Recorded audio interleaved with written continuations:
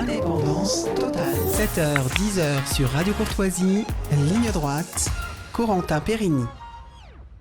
Alors bien entendu, on peut sauter sur sa chaise comme un cabri en disant l'Europe, l'Europe, l'Europe, mais cela n'aboutit à rien et cela ne signifie rien. Ainsi parlait déjà le général de Gaulle, c'était à Michel Droit. En 1965, c'était entre les deux tours de l'élection présidentielle, c'était pour parler de l'Europe. Vous vous en souvenez pas, Nicolas Vidal, vous n'étiez pas né encore, moi non plus. On ne fait pas d'omelette avec des œufs durs, nous prévenait déjà le général. Et 60 ans plus tard, l'Europe et la place de la France dans l'Union européenne est toujours au cœur de l'actualité. Alors à 3 mois des élections européennes, chaque candidat nous expose sa vision de l'Europe.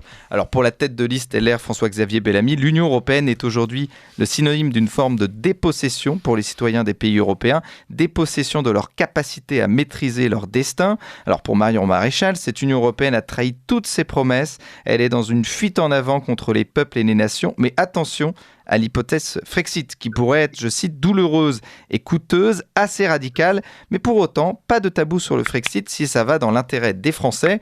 Pour Jordan Bardella, il faut changer de logiciel au niveau européen pour l'agriculture française. Pour Marine Le Pen, contraindre les nations par le chantage, la menace à se soumettre et à abdiquer leur souveraineté révèle le caractère antidémocratique de la technocratie européenne. L'Union européenne a effondré l'idée européenne. Le 9 juin, construisons une véritable Europe des nations. Alors, peut-on changer véritablement l'Union européenne de l'intérieur? Pour tous les candidats patriotes de ces élections, donc Marion Maréchal, François-Xavier Bellamy, Jordan Bardella, la réponse est oui. Mais ce n'est pas le cas de nos deux invités de notre table ronde de ce matin. Nicolas Vidal, je vous redis bonjour, mais vous étiez là pour votre chronique tout à l'heure. Nous sommes avec Didier Maisto. Bonjour Didier. Bonjour à tous. Vous êtes journaliste indépendant, puis vous êtes notre chroniqueur, notre partenaire pour la vidéo du jeudi avec Maud Clofer.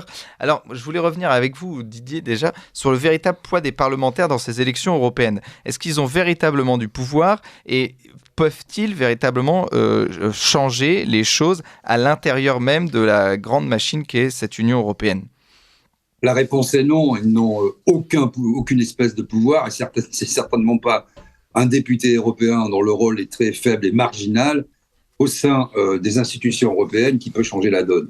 Le problème, voyez-vous, c'est que la construction européenne, nous sommes tous européens, Nicolas Vidal, vous, moi, on a conscience de vivre dans un continent, évidemment, on est proche des Italiens, des Espagnols, peut-être pour certains des Allemands, des Belges.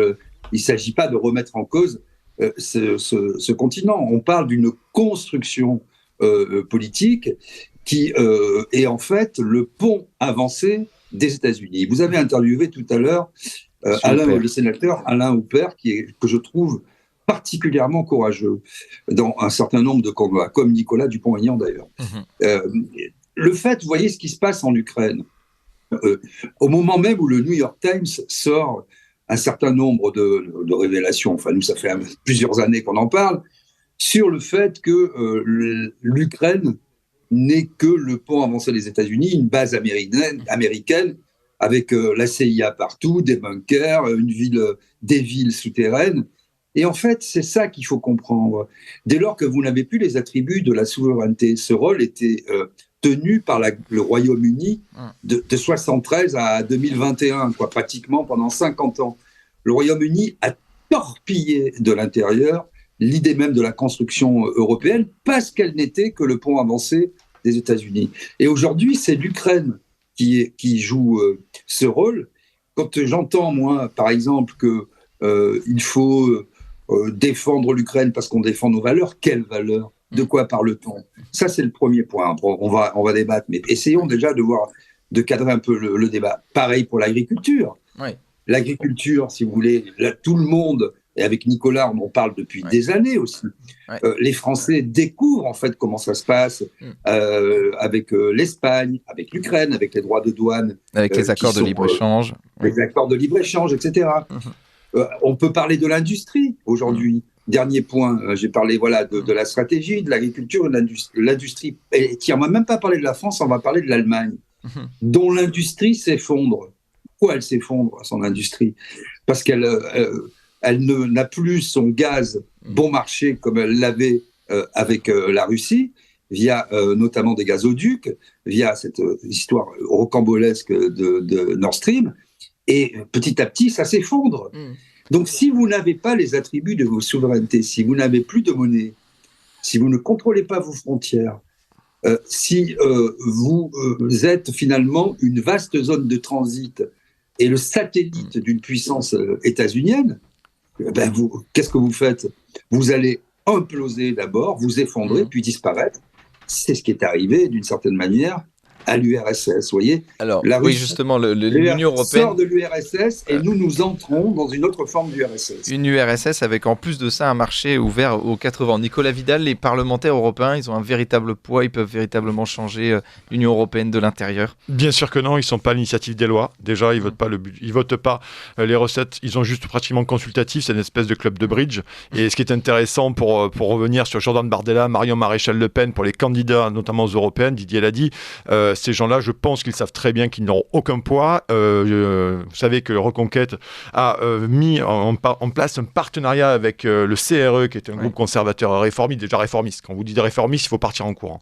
Avec Giorgia Meloni, on a bien vu ce qu'avait été l'escroquerie politique de Giorgia Meloni. Et ces gens savent très bien exactement et véritablement que le député européen n'a aucun pouvoir aujourd'hui. Aucun pouvoir. C'est la Commission qui est toute puissante. Et d'ailleurs, je vous renvoie à ce qui a été voté il y a quelques semaines au Parlement, à l'Assemblée nationale. Soyons précis, sur une possible révision des traités européens pour faire finalement une Commission européenne comme un État, un super exécutif, un véritable super exécutif, en nous disant oui, mais vous savez, il y aura un super exécutif, mais tout de même, les parlementaires auront un peu plus de poids. Donc déjà, on concède qu'ils n'ont absolument pas de poids. Je disais que c'est un club de bridge. Donc la réalité, c'est que quand je vois Jordan Bardella ou Marion Maréchal qui défend l'agriculture, qui veulent lutter contre l'immigration, qui veulent lutter contre les traités de libre-échange, enfin, ces gens le savent bien, ils ne pourront pas s'en sortir. Les traités de libre-échange, notamment, comment ils vont faire les parlementaires? Ils ne vont pas le faire, puisque je finis là-dessus, c'est véritablement, ça se vote à la majorité qualifiée, et c'est la Commission européenne qui a la toute puissance là-dessus, donc ils ne pourront absolument rien faire, c'est un mensonge. Alors on va revenir, on vous sent remonter tous les deux, Didier Maisto et Nicolas Vidal, on va continuer c'est juste le réel, juste après, mais vous connaissez tous les deux la règle. Il est 8h, c'est l'heure du bulletin d'actualité de Liselotte Dutreuil. Ligne droite. Chevalier de la table ronde. Oui, non. La table ronde. Alors vous nous l'avez dit, Didier Maisto et Nicolas Vidal, ces parlementaires ne peuvent pas changer notamment l'Union européenne de l'intérieur. Ils ne sont pas à l'initiative des lois, on va revenir là-dessus notamment. Mais il y a aussi un immobilisme de ces parlementaires, Didier Maisto. C'est-à-dire qu'il faut bien remettre aussi les choses dans ce contexte. Il y a un Parlement européen, ils dépendent aussi de grands groupes européens qui sont composés de dizaines, de centaines de parlementaires. Et finalement, ils sont une goutte d'eau dans un grand ensemble. Oui, mais que de toute façon, qu'ils soient dans l'immobilisme, dans l'isolationnisme, ou qu'ils s'agitent comme des mouches dans un bocal, ça ne changera rien, vous voyez. Parce qu'en fait, si Nicolas l'a bien dit, ils ne sont pas à l'initiative des lois, c'est la Commission qui est toute puissante, parce que alors on vous rétorque, les européistes vous rétorquent, non, la Commission n'est qu'au service de l'exécutif, etc. Mais pas du tout, en réalité. Est-ce que justement, c'est une vraie question, est-ce que la Commission n'est pas, finalement, il n'y a pas aussi une influence des États membres qui donnent, des initiatives à la Commission européenne? Soyons clairs, surtout avec M. Macron. Vous me faites jouer un rôle. Le centre névralgique, le centre décisionnel de tout ce qui se passe en Europe, c'est la Commission européenne. À telle enseigne que Madame von der Leyen, quand elle voyage, d'ailleurs, se présente, est accueillie, est reçue comme le chef de l'État européen. Et finalement, ce n'est qu'une fonctionnaire, Madame von der Leyen. Elle est nommée, elle est élue par personne, elle n'a aucune légitimité démocratique. C'est même les Chinois qui sont offusqués de dire mais qu'est-ce qu'elle vient faire là? Quand M. Macron était allé en Chine, ils l'ont fait recevoir dans le protocole par le ministre du Tourisme, tellement ça les choquait. Et Didier, elle est repartie en vol commercial de Chine, il faut le savoir. Elle est repartie en vol commercial. Il faut le savoir. Vous voyez, la question de fond, en fait, c'est que souvent on disait pendant des années, les élections se gagnent au centre. Mais c'est pas du tout vrai, ça. Les élections aujourd'hui, en tout cas depuis plusieurs années, se gagnent dans le nationalisme ou l'idée souverainiste, et parfois même à l'extrême droite. C'est-à-dire on agite l'immigration, la souveraineté retrouvée, on bombe le torse, vous allez voir avec nous, etc. etc. Donc les gens se font élire, et Nicolas l'a dit. Giorgia Meloni, par exemple. Oui. Meloni, c'est vraiment l'archétype de cette façon de faire. Alors extrême droite, Sono una mamma, sono una sposa, sono cristiane, je suis une femme, je suis une maman, je suis Madame chrétienne, vous allez voir ce que vous allez voir. Et puis en fait, elle se précipite dans les bras de von der Leyen pour faire une politique européenne, dire vive l'Ukraine et obtenir des fonds de relance européens. Donc les gens sont cocus avec ça. C'est-à-dire qu'ils croient en fait à un discours qui va les émanciper, qui va leur faire retrouver les attributs d'un pays. Et puis après, quand les gens sont élus, il faut une politique de centre. Et ça, en France, c'est très net depuis les années 80 et surtout les années 90, avec l'avènement de Séguin et même de Pasqua, d'une certaine manière, si vous voulez. Et ça a été la continuité de ça, c'est l'élection de Jacques Chirac en 1995 à la présidence de la République, grâce à l'apport de Todt et de Philippe Séguin. Et qu'est-ce qu'ils font ? Qu'est-ce qu'il fait une fois élu ? Il nomme Juppé. Voilà. Fin de l'histoire. Ouais. Et qui étaient les forces à l'œuvre ? L'UDF, l'ancêtre du MoDem, l'ancêtre de Renaissance. Donc voilà, cette escroquerie intellectuelle, comme tous les gens qui vous disent on va aller de l'intérieur, on va peser, on va réformer les choses de l'intérieur, on va dire qu'on n'est pas d'accord, on va faire... Non, quand vous êtes lié par un traité, vous êtes lié par un traité. La seule chose raisonnable, c'est d'en sortir parce que vous n'avez aucune souveraineté. Vous n'êtes que le pot avancé des États-Unis. C'est quand même... Aujourd'hui, je pense que tout le monde le comprend. Ça. Mais normalement, notamment, il y a des poids. Donc, on a parlé de l'OCR, il y a aussi identité et démocratie. Nicolas Vidal, pour vous, ils sont complètement immobiles, ils ne peuvent rien faire, même ces gros partis qui pèsent quand même dans le Parlement européen et qui font du gros travail quand même. Je vais vous donner, prenons les exemples très clairs de la puissance du Parlement européen. Lorsqu'il y a eu l'affaire, toujours en cours, entre Ursula von der Leyen et Albert Bourla, il y a eu une commission Covid, dont faisait partie Michel Rivasi, entre autres. Est-ce que Ursula von der Leyen est allée siéger devant la commission ? Elle a refusé d'y aller, elle n'y est pas allée. Est-ce que Bourla est venu ? Personne n'est venu. Donc, que pèse finalement ce Parlement européen ? Il convoque la présidente de la commission, effectivement, et Didier l'a dit, elle est fonctionnaire, et elle ne vient pas. Elle n'a même pas fait l'effort de venir. Quand il a été question, finalement, de donner ces textos au niveau du membre du Parlement européen, des députés, pardon, son cabinet a dit non, les textos, on les a effacés, on les a plus, on les a machin. Donc, c'est un exemple. Deuxième chose, l'Union européenne n'est pas faite pour être réformée. Il va falloir se rentrer ça dans le crâne. Depuis Jean Monnet, la création, c'est un véritable bunker juridique. Un bunker juridique. On ne sortira pas des traités, ou sinon, à forte et fracas, c'est un véritable bunker juridique, et ça, il faudra quand même se le mettre dans la tête. Et c'est pour ça que moi, je suis stupéfait par les déclarations de Jordan Bardella. Véritablement. Bardella, quand même. Il nous a dit il y a quelques semaines, parce qu'il faut se rappeler qu'avant les européennes, les anciennes, il nous disait finalement, ils étaient plutôt pour le Frexit. On est d'accord. Et puis ça a changé. C'est-à-dire les européennes de 2007, ils ont changé. Et ensuite, Bardella nous dit il y a quelques semaines sur les antennes, vous savez, finalement, les élections européennes, ça sera la véritable motion de censure contre Emmanuel Macron. Mais comment ça, Jordan Bardella ? Quelle motion de censure ? Il y a des gens du RN, vous êtes un groupe quand même assez fort, assez constitué au niveau de l'Assemblée nationale. La motion de censure, fallait la voter la dernière fois. Il y en a eu quand même un petit paquet. Non. La vraie motion de censure, ça sera aux élections européennes. Ensuite, Jordan Bardella, quelques jours après, nous dit, si nous gagnons les élections européennes, nous, le RN, nous demanderons à Emmanuel Macron la dissolution de l'Assemblée nationale. Mais Jordan Bardella, quelqu'un lui a dit ou pas ? Non, parce qu'il faut lui dire. C'est possible. Non, mais alors, une nouvelle fois, je plaisante et je ris jaune. Il le sait, Jordan Bardella. Je pense que c'est quelqu'un de brillant. Il le sait, bien entendu. Mais cette idée de dire finalement, on délocalise, ça c'est un mot cher à l'Union européenne, on délocalise nos élections nationales, du moins vers les élections européennes, en pensant à tort, ou pour donner des belles paroles aux Français finalement que tout va se décider le 9 juin et que si jamais Bardella va gagner, parce que à première vue, le RN va arriver largement en tête, on va demander à Emmanuel Macron la dissolution. Vous voyez finalement que même dans la tête du RN, c'est gravissime politiquement, parce que ça veut dire que ces gens incarnent maintenant et ont accepté la fin de la souveraineté française, ont accepté la fin du Parlement français, que ça soit l'Assemblée ou le Sénat, et maintenant ils se tournent uniquement vers les élections européennes pour ça. Une autre information, et je termine là-dessus, notamment vous savez qu'au Parlement, à l'Assemblée, vous avez quand même des sessions parlementaires, et bien là, jusqu'aux élections européennes, jusqu'en juillet, elles sont divisées par deux. Parce que qu'est-ce qui se passe ?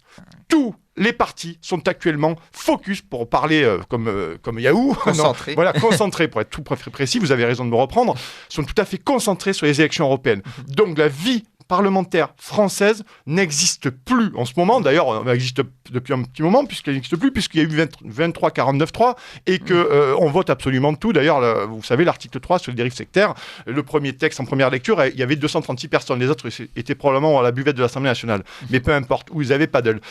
Finalement, je finis là-dessus. Même le RN. Et c'est Reconquête, c'est pareil. Reconquête, c'est pareil, parce que tous ces gens... LR aussi, oui. Les LR, les LR, de toute façon, moi j'adore François-Xavier Bellamy, je l'aime beaucoup, je le connais pas, mais je finis là-dessus. C'est que, il faut le rappeler que 2008, Nicolas Sarkozy a fait passer en force le traité constitutionnel, qui était le traité de Lisbonne, qui nous a littéralement enchaînés, bâillonnés à l'Union européenne. Donc les LR, ils n'ont plus aucune crédibilité, il faudrait quand même qu'ils fassent ça. Voilà, donc je veux dire par là, c'est que pour finir, c'est que je pense que, véritablement, même les partis dits patriotes, ou patriotes, on va dire, pas souverainistes patriotes, finalement, ont mis de côté les élections nationales et pensent que tout va changer aux élections européennes. C'est véritablement une escroquerie. Didier, ils ont mis de côté ces élections, en tout cas le pouvoir de l'Assemblée nationale, tout est au Parlement européen. Mais alors tout de même, quand vous parlez notamment, on parlait de LR, on va parler de François-Xavier Bellamy, il dit parce que lui, donc il est parlementaire au Parlement européen depuis maintenant 5 ans. Sur l'énergie, par exemple, il dit qu'il a fait quelque chose, qu'il a défendu les intérêts de la France. Notamment, il a permis à interdire à la Commission européenne de financer des campagnes faisant la promotion du hijab. Alors pour lui, évidemment, il a un poids qui est minime, évidemment, c'est compliqué, mais pour lui, il essaye. J'essaye. Écoutez, il y en a 2 contre. Vous êtes l'avocat du diable, c'est bien. Je suis l'avocat du diable. J'essaye. Est-ce que ce n'est pas aussi l'occasion de ralentir l'agenda néolibéral de l'Union européenne? Est-ce que c'est pas mieux que rien? C'est ça que je suis en train de dire. Mais je salue votre effort, qui est vraiment louable. Mais vous ne pas être à votre place. Quand vous targuez d'avoir réussi à interdire une campagne de communication sur les batteries au lithium et que vous payez votre énergie 3 fois le prix que vous la payez il y a 2 ans, excusez-moi, c'est un peu la montagne qui accouche d'une souris. Vous voyez, donc aujourd'hui, en fait, qu'est-ce qui s'est passé en France? On a démantelé notre industrie décarbonée, notamment nucléaire. On achète le gaz de schiste américain. On achète d'ailleurs aussi le gaz russe qui transite accessoirement par des pays comme l'Inde. On le paye 3 fois le prix. Les prix de l'électricité ont explosé et c'est pas fini. Les prix du gaz ont explosé et c'est pas fini. Nous sommes littéralement ruinés en tant que consommateurs. Vous savez ce qui va se passer? Moi, je vais vous dire ce qui va se passer. C'est assez simple. Nous allons perdre, c'est déjà bien en cours, notre secteur primaire, notre secteur secondaire, c'est-à-dire l'industrie, l'agriculture, et nous allons nous retrouver avec un secteur tertiaire, simplement, et je parle là au niveau européen. On va pousser des pousse-pousse, des gens, des petits vendeurs à la sauvette, pour accueillir des riches Américains, des riches Chinois, parce qu'on n'aura plus d'industrie. J'ai parlé de l'Allemagne, j'ai parlé de la France. On ne produira plus d'énergie. Il y a l'extraterritorialité du droit américain, mais qui a comme satellite aujourd'hui l'Ukraine, c'est-à-dire qui fait la guerre à l'Ukraine via nous, soi-disant, mais en fait, qui impose d'abord son complexe militaro-industriel. C'est pour ça que les États-Unis, c'est toujours une économie de guerre, mais qui n'apporte pas du tout de l'aide à l'Ukraine. C'est sous forme de prêt. Ensuite, vous avez ça, en amont, vous avez le complexe militaro-industriel, et en aval, vous aurez le complexe agrochimique. C'est-à-dire que via toutes les entreprises de BlackRock, qui vont acheter toutes les terres ukrainiennes, c'est déjà le cas pour 30% d'entre elles, c'est, comme on l'a souvent dit, le grenier de l'Europe. Toutes ces terres seront privatisées pour Bayer, Monsanto, Cargill, et toutes ces compagnies multinationales qui sont la propriété de BlackRock. C'est ça la réalité. Moi, je ne vis pas dans le monde des bisounours. Alors, ce que vous nous dites, c'est que par exemple, François-Xavier Bellamy, quand il explique la Commission européenne, elle n'a pas pu financer des campagnes faisant la promotion du hijab, pour vous, c'est minime par rapport à les véritables si enjeux supranationaux. Que François-Xavier Bellamy n'a pas la France au cœur et n'est pas animé d'une volonté de faire bien les choses et qu'il travaille bien, etc. Je dis simplement que si vous débattez dans un monde dont vous n'avez aucun levier, dont vous n'avez ni les tenants ni les aboutissants, et que vous dites « j'ai réussi à éviter une campagne de com », vous voyez très bien que votre entreprise est vaine. Vous voyez, c'est comme tous ces gens qui disent, on l'a vu pendant la dernière campagne présidentielle, mais on va désobéir à l'Europe, on va désobéir aux traités. Ça n'a aucun sens d'un point de vue juridique, parce que les traités nous lient, les traités sont supérieurs à tout, et si vous ne respectez pas un traité, vous avez des sanctions tellement importantes, tellement contraignantes et coercitives, que vous êtes obligé d'appliquer ce que vous avez signé pour le traité. Donc alors, la seule voie, et juste pour finir sur le Frexit, on va parler des solutions après. Nul ne dit chez les gens raisonnables que retrouver la souveraineté, c'est vivre comme des fachos, fermer les frontières, etc. C'est juste à faire un peu de protectionnisme. Ça, c'est le premier point. Et nul de sérieux non plus ne dit que le Frexit sera un chemin pavé de roses. Ça sera difficile. Il y aura des années de réadaptation. Ça va être compliqué. On va parler des solutions, Didier. Le prix est là. Il faut retrouver les éléments de notre souveraineté. On va parler des solutions juste après, mais je voulais revenir avec Nicolas Vidal sur le cas de Giorgia Meloni. Pour revenir, elle a été présidente du Conseil des ministres italiens, donc c'est depuis le 22 octobre 2022. Elle avait une politique plutôt restrictive face à l'immigration, elle est plutôt libérale économiquement, mais elle était pour l'Union européenne, et finalement elle n'a pas pu mener à bien sa politique, notamment parce que l'Italie reçoit de l'argent de l'Union européenne. Donc ça, c'est un exemple aussi pour vous, c'est-à-dire qu'il y a beaucoup de gens qui nous disent Jordan Bardella, Marion Maréchal, même François-Xavier Bellamy peuvent nous faire ce qu'on appelle une Mélanie, c'est-à-dire être à la fois, ce que disait Didier Maisto, bomber le torse, et puis après être couché devant Ursula von der Leyen. Exactement, ils vont faire une Mélanie aiguë. C'est ce qui préfigure ce qui va se passer. Je vous donne un exemple. Jordan Bardella. Mais bien sûr, regardez, je prenais des déclarations en préparant cette émission, déclarations de Jordan Bardella, notamment au salon de l'agriculture. Il nous dit il faut défendre les agriculteurs, il faut défendre notre souveraineté alimentaire. Mais tu vas faire comment, Jordan ? Comment tu vas faire ? Enfin, à un moment donné, je l'ai répété, les traités de libre-échange, c'est la compétence exclusive de la Commission européenne. Les parlementaires n'ont rien à dire, et c'est à la majorité qualifiée. Donc on est dans une guerre de tous contre tous finalement. Déjà, on a un dumping social par rapport entre interpays européens, entre pays membres, et nous avons aussi une guerre avec l'Amérique du Sud, avec la Nouvelle-Zélande, avec le Chili, avec le Kenya. D'ailleurs, il y a un traité de libre-échange qui va être signé cette semaine pour les haricots verts du Kenya. Ouais. Mais c'est ça que je leur reproche énormément, c'est-à-dire qu'ils bombent le torse, ils sont toutes montés dans les tracteurs. Marine Le Pen dans son tracteur, Jean-Marc Bardella dans son tracteur, Marion Maréchal dans son tracteur, tous ces gens, ces braves gens montent dans les tracteurs. Éric Zemmour aussi monte dans des tracteurs. Moi, je veux bien, mais à un moment donné, comment vont-ils faire juridiquement et comment vont-ils peser, bien entendu, sur le Parlement européen et la Commission, parce que c'est la Commission, pour sortir de ces libre-échanges. Ce n'est pas possible. L'Union européenne est un bunker juridique qui a été prémédité comme ça pour ne pas en sortir. Et bien entendu, s'il a été fait sur un bunker juridique, les pistes de sortie vont être forcément juridiques, parce qu'on va avoir des problèmes. Imaginez-vous que le Frexit, c'est une solution, mais imaginez-vous que, regardez la guerre que les pays se livrent entre pays membres aujourd'hui. Regardez d'ailleurs le nombre d'agriculteurs partout en Europe qui ont manifesté, Élise Doll l'a dit, à Bruxelles notamment, allemands, belges, français, quelques-uns. Finalement, ces pays-là sont en train déjà de se faire la guerre tous contre tous. Imaginez que la France, à un moment donné, fasse la politique de hachette vide, chère à Éric Zemmour, mais elle se fera attaquer par les autres. Enfin, c'est un maelstrom sans nom, et il va falloir avoir une véritable stratégie pour sortir de là-dedans, et surtout sauver l'agriculture. Et je pense que la révolte des agriculteurs est symptomatique d'une classe politique dont le RN, dont Reconquête, vient faire des mamours aux agriculteurs, à nos éleveurs à Versailles, au Parc Expo de Versailles. Mais finalement, ils savent très bien, parce qu'il faut être clair, ils ne sont pas débiles, c'est des gens brillants, mais ils savent bien qu'à un moment donné, ils n'auront pas les mains, et se dire, nous, on va vous sortir du caca, pour pas dire autre chose, en arrivant à faire des alliances au Parlement européen pour peser. Non, vous pèserez rien du tout. Je répète mon exemple avec Ursula von der Leyen. Elle ne s'est jamais justifiée, elle n'a jamais voulu être auditionnée par la commission parlementaire, donc c'est peanuts. Alors, ce Parlement européen est un véritable club de bridge. Voilà. Mais c'est très important. C'est très important, parce qu'on est dans une forme quand même, faut dire les choses, d'escroquerie intellectuelle en la matière. Je voudrais revenir déjà, Nicolas Vidal a parlé de Jean Monnet.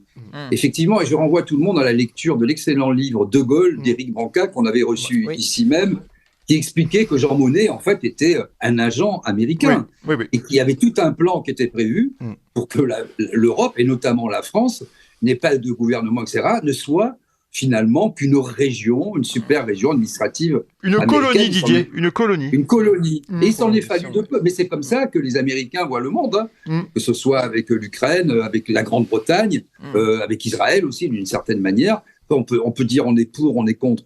Moi, je ne suis pas dans l'opinion, là, je suis dans ce débat, dans les faits, quoi. Bon.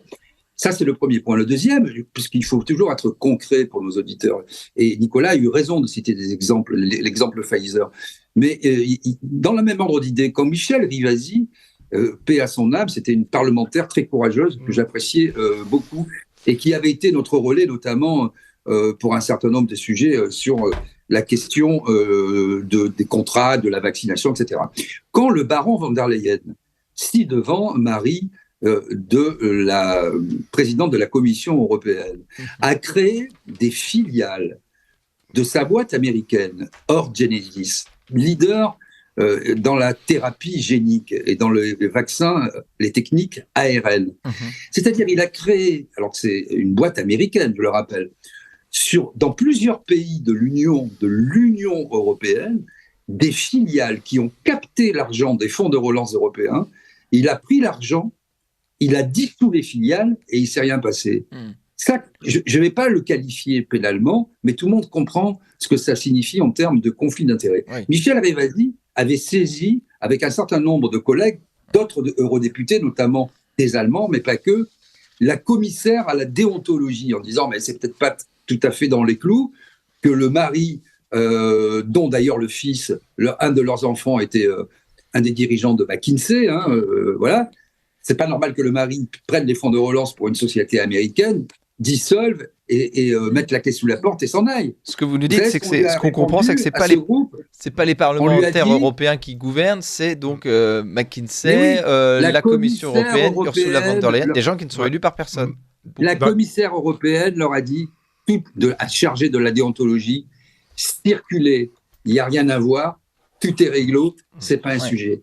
Fin de l'histoire. Fin de l'histoire. Voilà un exemple parmi d'autres. Je pourrais vous en citer des dizaines. Des conflits d'intérêts.